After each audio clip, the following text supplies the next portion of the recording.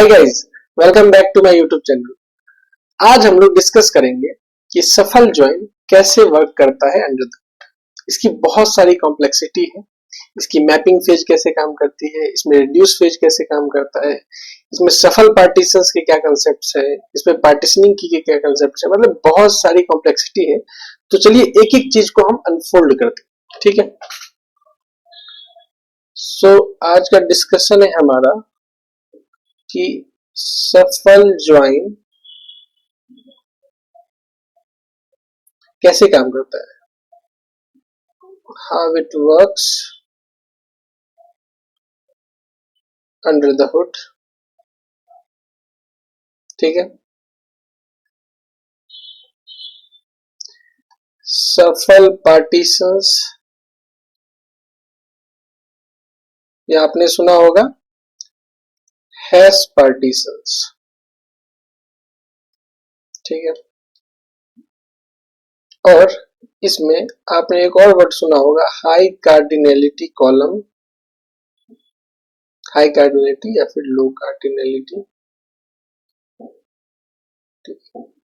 तो सफल ज्वाइन कैसे काम करता है, या सफल हैश ज्वाइन भी अपन इसको बोलते हैं, इसको सफल हैश ज्वाइन बोलते हैं,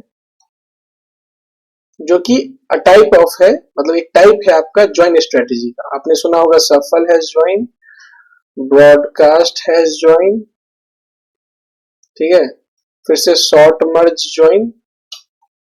तो इवेंचुअली ये स्पार्क में जब भी अपन ज्वाइन करते हैं दो डेटा फ्रेम को, df1 df2, दो को जब ज्वाइन करते हैं ना अपन, तो इंटरनली स्पार्क क्या करता है, इसमें से कोई भी ज्वाइन स्ट्रेटेजी को सिलेक्ट करता है बेस्ड ऑन द कंडीशंस, ठीक है।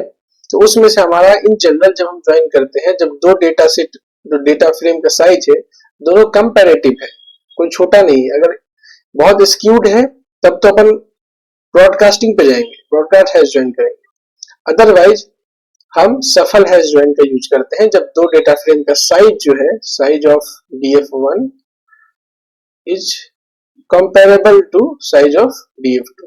तो पहला तो समझ में आ गया कब हम हैश ज्वाइन का यूज करते हैं, सफल हैश ज्वाइन का, ठीक है। अब चलिए इसको समझते हैं, इसके डिफरेंट फेजेस को समझते हैं, ठीक है। इससे बहुत सारी कॉम्प्लेक्सिटी है, ये इतना आसान है नहीं जितना मतलब दिखता है, ठीक है। तो चलिए इन बातों को समझते हैं। तो सपोज करो आपके पास df1 है, ठीक है, जिसमें बहुत सारे रिकॉर्ड्स है, आई गेस 10 मिलियन ले लो, ठीक है। और इसके कुछ पार्टीशंस, इस डेटा फ्रेम के कुछ पार्टीशंस है। कितने पार्टीशंस है, मान लो 100 पार्टीशंस, 100 पार्टीशंस आपने कर दिए। सिमिलरली डेटा फ्रेम 2 है जिसके 100 पार्टीशंस आपके पास है, ठीक है। अब आप क्या चाहते हो कि बहुत सारे पार्टीशंस हैं इन दोनों के, और डिफरेंट एग्जीक्यूटर्स पे मतलब आपको इन पार्टीशन को देना है, और इवेंचुअली एक कोड जो है आपका वो इन दोनों का एक एक पार्टीशन लेगा और ज्वाइन करेगा, जैसा अभी आपको दिख रहा है पिक्चर में। तो ये कोड जो है एक टास्क लेगा और ये ज्वाइन करेगा, ठीक है, इस तरीके से। पर ऐसा होता नहीं है इन जनरल, तो कैसे होता है मैं दिखाता हूँ। पहला होता है जब भी ज्वाइन होता है तो ये आपने माना है कि 100 पार्टीशंस है, ठीक है। तो अब क्या होगा, मैपिंग फेज होगा। क्या होगा, मैपिंग फेज। ये ऐसा नहीं है कि सिंपली एक एक पार्टीशन हम लेंगे डेटा फ्रेम 1 का, डेटा फ्रेम 2 का, और एक एक पार्टीशन ज्वाइन हो जाएगा, ऐसे नहीं हो सकता है, क्योंकि df1 का जो पार्टीशन 0 है और df2 का जो पार्टीशन 0 है, इसमें सेम की है या नहीं ये कैसे पता चलेगा। इसके कोरस्पॉन्डिंग की भी तो होना चाहिए, मतलब रिकॉर्ड भी तो होना चाहिए। तो क्या जो df1 का जो पार्टीशन 0 है वो सारे पार्टीशन 0 to 99 पे जाएंगे, सर्च करेंगे, मतलब उसके इक्विवेलेंट रिकॉर्ड। मान लो अगर तुम्हारा 100 है, कस्टमर आईडी 100 है, तो इसके कोरस्पॉन्डिंग क्या करेगा, वो सारे पार्टीशंस में जाएगा एक एक करके। इस तरीके से नहीं काम होता है। तो इस तरीके से काम नहीं होता है। तो देखेंगे इसको अपन मैपिंग फेज, ठीक है। तो इसमें होता है क्या इन जनरल, DF1 के पहला मैपिंग फेज होगा, तो DF1 का मैपिंग फेज हम लोग पढ़ने जा रहे हैं। उसमें क्या होगा, जो 100 पार्टीशन है ना, उसमें जितने पार्टीशन होंगे उतने मैप टास्क बनते हैं। यहाँ पे 100 पार्टीशन है, तो 100 मैपिंग टास्क, मैपिंग फेज या 100 मैपिंग टास्क बनेंगे। अब चलिए पहले मैपिंग टास्क पे अपन चलते हैं। DF1 पार्टीशन 0, ठीक है। ये पार्टीशन 0 है, इसमें बहुत सारे, मान लो बहुत सारे रिकॉर्ड्स हैं, 1000 रिकॉर्ड्स, ठीक। अब ये क्या होगा, इसका अपन क्या करते हैं, हैश पार्टीशन बनाते हैं।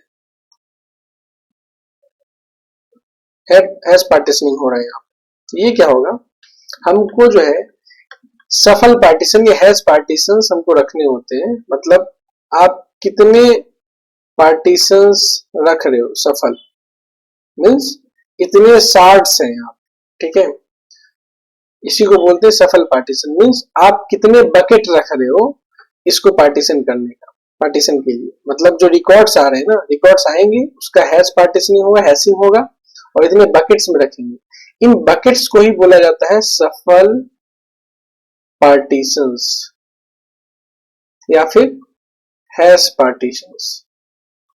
तो आइडिया ये होता है कि भाई डेटा फ्रेम 1 का अगर मैं मान लो कस्टमर आईडी 100 है, तो इसको एक प्रॉपर बकेट में रखेंगे। मान लो 100 का ये बकेट आ रहा है, तो सेम 100 नाम का जो कस्टमर आईडी होगा वो डेटा फ्रेम 2 में होगा, उसके लिए भी बकेट क्या होगा, बकेट 0 असाइन होगा। तो हम करस्पॉन्डिंगली हम ज्वाइन कर पाएंगे। तो ये कंसेप्ट है हैश पार्टीशनिंग का। तो देखते जाओ। अब 1 to 1000 रिकॉर्ड है मान लो, और ये आईडी है हमारा कस्टमर आईडी, तो 1 आएगा और 1 के करस्पॉन्डिंग हमारा इसमें चला जाएगा, हैश पार्टीशन 0, ठीक है। 2 आएगा, 2 के करस्पॉन्डिंग इधर जाएगा, 3 आएगा, ऐसे जाएगा, ठीक है। इस तरीके से जाते जाएगा। तो मान लो हमारे पास 1 लाख रिकॉर्ड्स थे, तो 1 लाख रिकॉर्ड्स को हमने क्या किया, हैश किया, means 1 to 10 to the power 5, और हैश किया अपन कितने से, जितने अपन पार्टीशंस रखेंगे। मान लो कि अपने पास 50 हैश पार्टीशंस हमने रखा, ठीक है, 50 हैश पार्टीशंस रखा, तो एक एक करके वो सारे इस बकेट्स में चले जाएंगे। इसको बोलते हैं अपन फर्स्ट मैपिंग टास्क। मतलब एक मैपिंग टास्क हो गया किसके लिए, पार्टीशन नंबर 0 के लिए या पार्टीशन नंबर 1 के लिए, ऐसे समझ लो, ठीक है। तो अब क्या हुआ कि पार्टीशन 0 आया था, पार्टीशन 0 था, और हमने 50 बकेट्स या 50 हैश पार्टीशंस या सफल पार्टीशंस में हमने डेटा को रख दिया। कितने डेटा को, जो आपने देखा था 1 लाख, जो भी था, ठीक है, 1 लाख, ओके।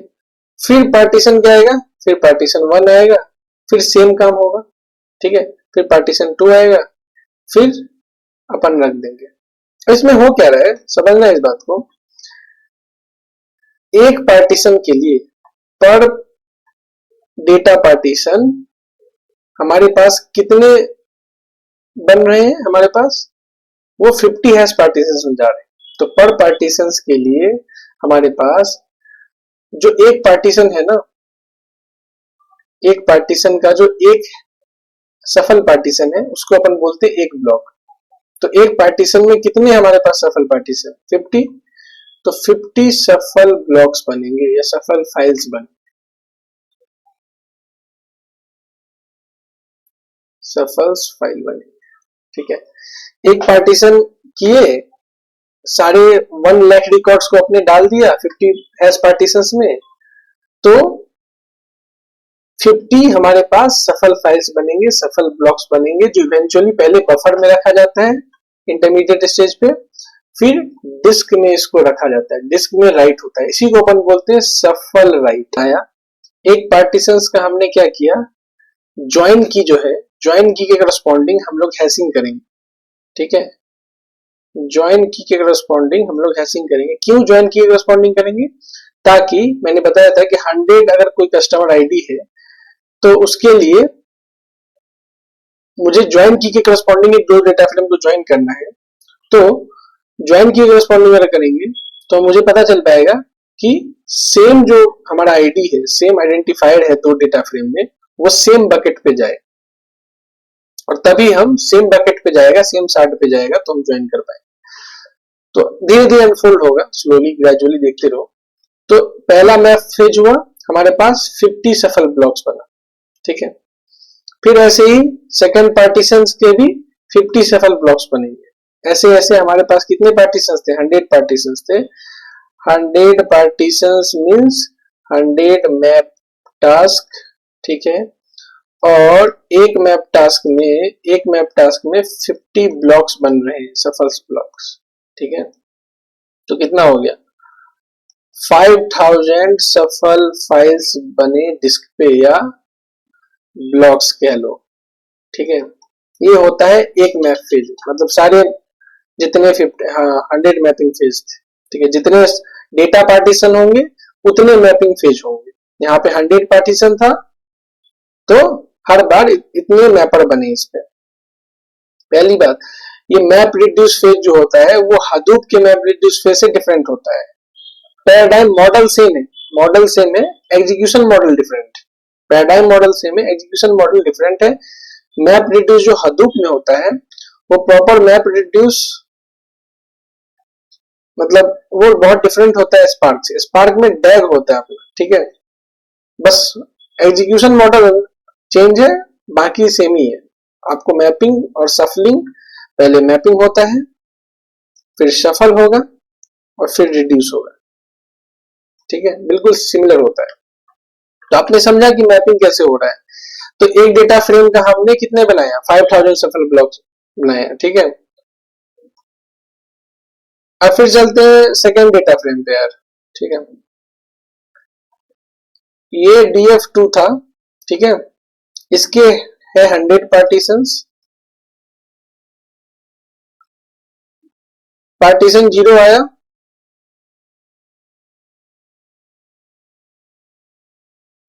हमने हैश पार्टीशन किया, और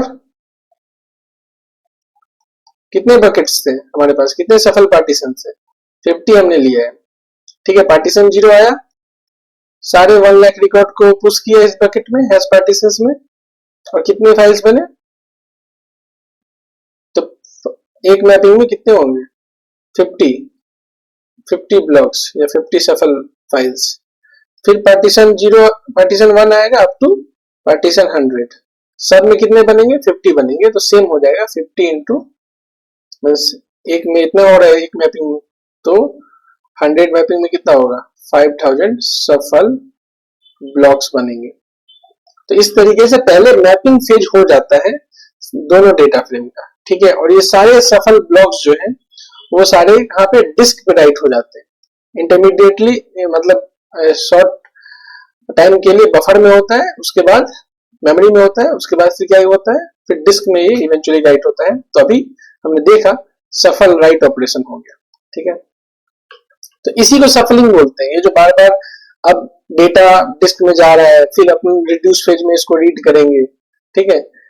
अब हमने ये भी समझा कि ज्वाइन की करस्पॉन्डिंग कर रहे हैं, क्योंकि सेम जो ज्वाइन की होगा उसी के करस्पॉन्डिंग हम लोग फीचर ऐड करते हैं, राइट। मान लो एक डेटा फ्रेम में कस्टमर 100 का, कस्टमर आईडी 100 का कुछ फीचर्स है, 5 फीचर्स। दूसरे डेटा फ्रेम में कस्टमर आईडी 100 के 10 फीचर है। तो ज्वाइन करते हैं तो सारा 15 फीचर हमको मिलता है, ठीक है। तो ज्वाइन की के करस्पॉन्डिंग, ज्वाइन की के करस्पॉन्डिंग हम ज्वाइन करेंगे। तो इसी वजह से ज्वाइन की के करस्पॉन्डिंग ही हम लोग क्या करते हैं, वही हमारा पार्टीशन की होता है, ठीक है। उसी के पार्टीशन करते हैं ताकि सिमिलर जो सेम डेटा सेट है, जो सेम डेटा सेट है वो सेम बकेट पे जाए, सेम सफल पार्टीशंस में जाए, ठीक है। तो ये था हमारा मैपिंग फेज।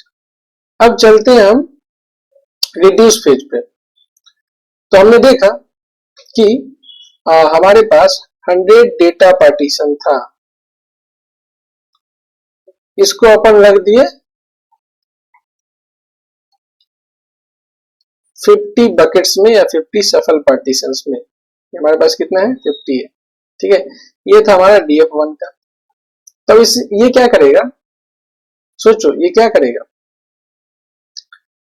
अब ये करेगा इस तरीके से करेगा, इसके साथ साथ हमारे पास अब 100 मैपर थे हमेशा, मतलब पहले फाइल्स में 100 पार्टीशंस, तो 100 मैपर्स, DF2 के लिए भी 100 मैपर्स, और टोटल 200 मैपर यूज किया गया। और डिफरेंट डेटा फ्रेम के लिए different set of mappers assign होता है, ये याद रख लेना, नोट कर लेना, ठीक है। पर अब रिड्यूस फेज में क्या होगा, रिड्यूसर 1, रिड्यूसर 2, जितने सफल पार्टीशंस थे उतने हमारे पास रिड्यूसर होंगे, ठीक है। 50 था हमारे पास, तो 50 रिड्यूसर हुआ, और ये कुछ डेटा फ्रेम 2 का भी अपने पास सफल पार्टीशंस होंगे, राइट। अब इसमें क्या हुआ कि 100 मैपर्स बने, 100 मैपिंग फेज बने, उन सब के करस्पॉन्डिंग जो हमारा पार्टीशन 0 था, पार्टीशन 0 या फिर 60 बोल दो, 60 0, वो सारा हम डिस्क पे लाएंगे, डिस्क से लाएंगे। तो कितने लाएंगे, कितने ब्लॉक्स बनेंगे, सोचो। पहले मैपिंग फेज में एक ब्लॉक, ठीक है। कितने मैपिंग फेज था, जितना डेटा पार्टीशंस थे 100 था, तो 100 ब्लॉक्स इसमें गया होगा, 100 सफल फाइल्स बना होगा, ठीक है। समझ में आ रही है बात। डेटा फ्रेम 2 के केस में भी कितने मैपिंग फेज थे, हर एक मैपिंग फेज में एक फाइल बनता है, 100 मैपिंग फेज थे, तो 100 सफल फाइल्स इसमें गए होंगे, राइट। तो 100 100 200 ब्लॉक्स जो है हमारे पास, उसको लाना पड़ा होगा रिड्यूसर 1 के लिए, 100 ब्लॉक्स, ठीक है, और 100 ब्लॉक्स। अब चूंकि सेम की के करस्पॉन्डिंग हम जो हमारा ज्वाइन किए उसी के करस्पॉन्डिंग हम लोग किए हैं हमारा पार्टीशनिंग।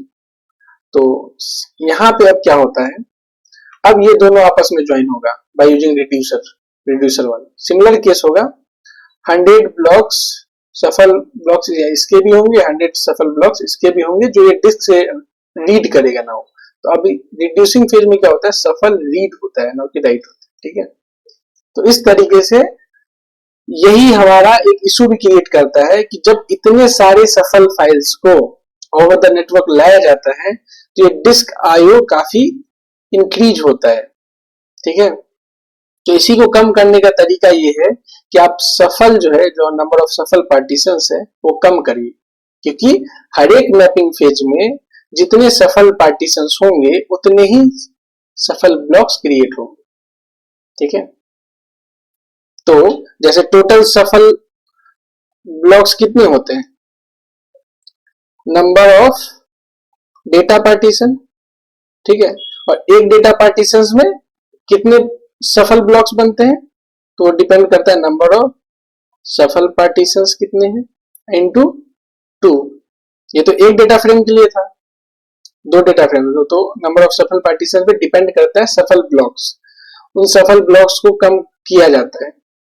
यही हमारे पास AQE जो है वो क्या करता है, सफल पार्टीशंस को कम करता है at the time of joining, इसी से ऑप्टिमाइजेशन होता है, ठीक है। तो आपने समझा, जब रिड्यूसर 1 होगा तो पार्टीशन 0 के करस्पॉन्डिंग डेटा फ्रेम 1 से सारा सफल ब्लॉक्स लाएगा 100, इसके करस्पॉन्डिंग 100 लाएगा और फिर ज्वाइन होगा। इसी तरीके से रिड्यूसर 50 तक चलेगा, ठीक है। सारे 100 ब्लॉक्स को उठाएगा डिस्क से, दोनों के करस्पॉन्डिंग, तो और इतने फाइल्स बनेंगे, ठीक है। तो ये था हमारा मैप रिड्यूस का कंसेप्ट जो यूज होता है, मैप रिड्यूस एंड सफलिंग। सफलिंग आपने देखा, सफल right at the time of mapping, और रिड्यूसर के टाइम पे हम लोग को सफल रीड करना पड़ता है, ठीक है। तो यही हमारा परफॉर्मेंस क्रिएट करता है, क्योंकि ओवर द नेटवर्क बहुत सारे हमारे इतने सारे सफल ब्लॉक्स को ओवर द नेटवर्क लाना, ये कंप्यूटेशनली बहुत कॉस्टली होता है और वो काफी स्लो हो जाता है ऑपरेशन, तो इसी को कम किया जाता है, राइट। तो आओ और कुछ बातों को समझते हैं अपन। तो आई गेस है कि हमारे पास जो है कोइलेस क्या करता है? जब अपन कोइलेस करते हैं हमने देखा कि नंबर ऑफ सफल ब्लॉक्स कम होने चाहिए, तभी डिस्क आईओ कम होगा और ज्वाइन जो होगा वो हमारा ऑप्टिमाइज होगा, राइट। तो कोइलेस क्या करता है? डेटा पार्टीशन को कम करता है। मतलब हम ज्वाइन से पहले ही हम कोइलेस करते हैं ताकि जो 100 पार्टीशन हमारे पास थे वो अब बचेंगे 50 पार्टीशंस। मतलब पार्टीशंस, डेटा पार्टीशंस कम होंगे तो correspondingly number of map task कम होंगे, मैप टास्क कम होंगे तो सफल ब्लॉक्स कम बनेंगे, राइट।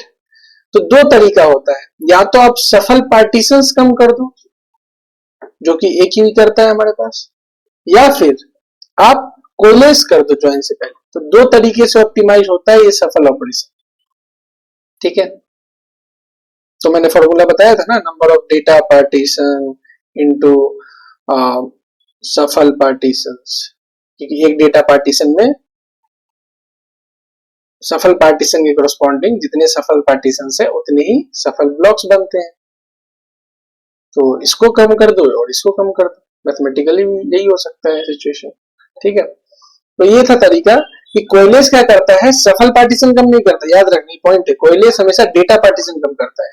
सफल पार्टीशन आपको कम करना है तो AQE की मदद से, या फिर आप कॉन्फ़िगरेशन में सेट कर सकते हो, ये स्पार्क डॉट सफल partitions is equal to this much, okay. तो ये था हमारा ओवरऑल कि हमारा सफल ज्वाइन कैसे काम करता है। तो इवेंचुअली जब रिड्यूसर 1 के पास जब ये फाइल्स आया ना, तो अगर ये दोनों जितने सफल फाइल्स हैं तो सफल फाइल्स में कैसे होता है ज्वाइन, अब एक रिकॉर्ड के करस्पॉन्डिंग क्या होगा, ऑर्डर ऑफ एन में सारे रिकॉर्ड को सर्च करेगा इसके करस्पॉन्डिंग, ऐसे ज्वाइन होता है। फिर सेकेंड रिकॉर्ड के लिए फिर ये करेगा, सारा ऊपर से मतलब फुल स्कैन मारेगा इस दूसरे टेबल में। तो ये ऑर्डर ऑफ एन स्क्वायर चलता है यहाँ पे। इसी को और ऑप्टिमाइज करने के लिए क्या करते हैं हम लोग, इसको सॉर्ट करते हैं की के करस्पॉन्डिंग। तो जब की के करस्पॉन्डिंग अपन सॉर्ट करेंगे तो सॉर्ट मर्ज ज्वाइन कहलाता है। क्यों? क्योंकि मान लो एक से लेके अगर 100 ऐसे है, हमारा सारा रिकॉर्ड पड़ा हुआ है, दूसरे डेटा फ्रेम में भी एक से लेके 100 पड़ा हुआ है, तो अपने को अगर ये सॉर्टेड है तो अपने को सिंपली मर्ज करना है, ठीक है। तो ये फास्टर हो गया ना, राइट।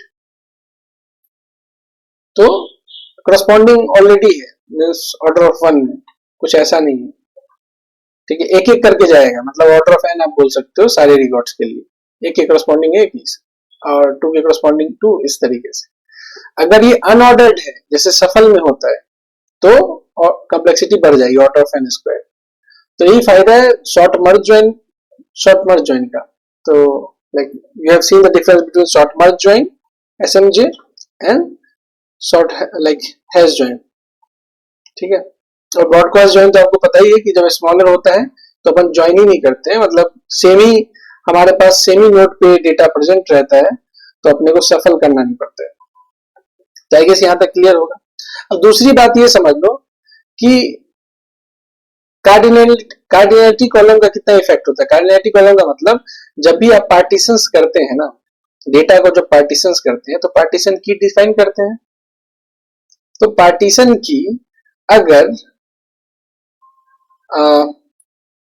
की अगर हमारे पास हाई लो कार्डिनैलिटी वाला हो, लो कार्डिनैलिटी का मतलब जैसे कम डिस्टिंक्ट, लो कार्डिनैलिटी का मतलब कम डिस्टिंक्ट, जैसे कंट्री, तो डेटा क्या होगा, अब 3 कंट्री का डेटा है तो हमारे पास कंट्री की के कंट्री हमारा पार्टीशन की है, तो जो डेटा होगा वो 3 ही सफल पार्टीशन में जाएगा, राइट।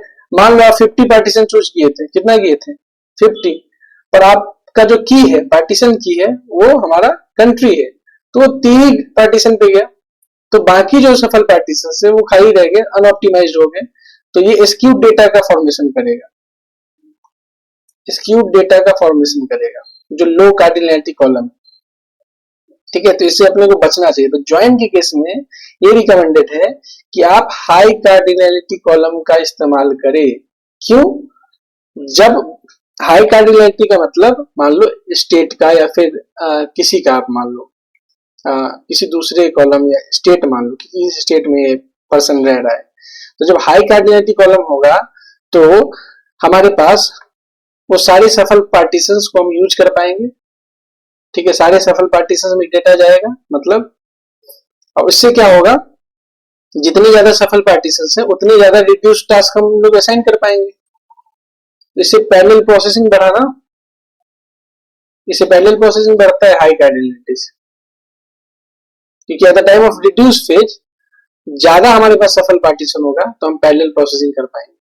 तो ज्वाइन के केस में हाई कार्डिनैलिटी कॉलम पकड़ो, मींस हाई डिस्टिंक्ट वैल्यूज होनी चाहिए, बहुत ज्यादा हाई भी नहीं होनी चाहिए, तो फिर ज्यादा दिक्कत हो, फिर स्मॉल फाइल प्रॉब्लम्स आ जाएगा। लो कार्डिनैलिटी नहीं होना चाहिए। फिल्टर के केस में जब अपन कोई भी डेटा को फिल्टर करते हैं ना, उस केस में लो कार्डिनैलिटी का यूज करते हैं, क्योंकि अगर सिंपल से फिल्टर के केस में हम क्या करते हैं, बहुत सारा पार्टीशन से मान लो मैंने पूछा ऐसा डेटा उठाओ जो जिसका जो है जो इस स्टेट से बिलोंग करता हो, या जैसे ट्रांजैक्शन डेट है, ट्रांजैक्शन डेट की करस्पॉन्डिंग हम पार्टीशन की जो है वो डिसाइड कर दे ट्रांजैक्शन डेट, तो मिलियंस ऑफ पार्टीशंस बनेंगे। और हमने बोला कि इस डेट का पर्टिकुलर मुझे डेटा चाहिए, तो मिलियंस ऑफ पार्टीशंस है, तो पार्टीशंस खोजने में ही टाइम लग जाएगा। तो ऐसे लोग, मतलब समझ रहे हो, हाई कार्डिनैलिटी कॉलम का इस्तेमाल फिल्टर के केस में नहीं करेंगे।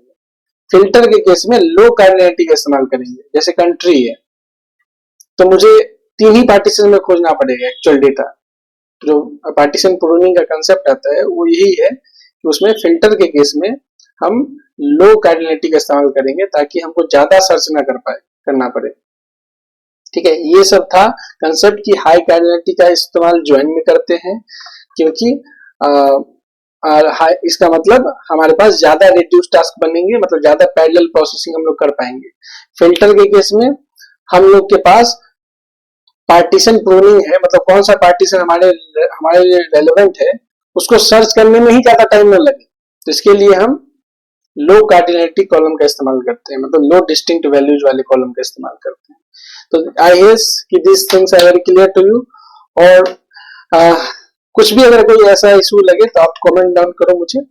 आई गेस मैंने बहुत कुछ बताया है इसमें कि सफल ज्वाइन कैसे काम करता है, शॉर्ट मर्ज ज्वाइन कैसे काम करता है, इसमें मैपिंग फेज होता है, इसमें रिड्यूसिंग फेज होता है, और आप इतने सारे सफल ब्लॉक्स बनते हैं डिस्क पे जाके तो सफल राइट होता है, फिर उसको रीड करना पड़ता है, यही होता है हमारा डिस्क आयु बढ़ जाता है। तो इसी वजह से हमको बचना चाहिए। सफल ज्वाइन एक कॉस्टली ऑपरेशन है, तो इसको बार बार देखो, इसको और समझो। और आई गेस ये बहुत ही इंपॉर्टेंट कंसेप्ट है। ये ऐसे सिर्फ ज्वाइन नहीं होता है कि आप मतलब 2 डेटा फ्रेम से आप पार्टीशन उठा लिए और ज्वाइन हो जाता है, ऐसा नहीं होता है।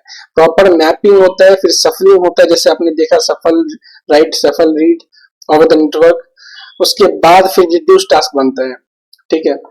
जितने हमने बताया था जितने डेटा पार्टीशंस होंगे उतने मैपिंग टास्क बनेंगे, और ये हर एक मैपर जो है हर एक डेटा फ्रेम का अलग अलग होता है, ठीक है।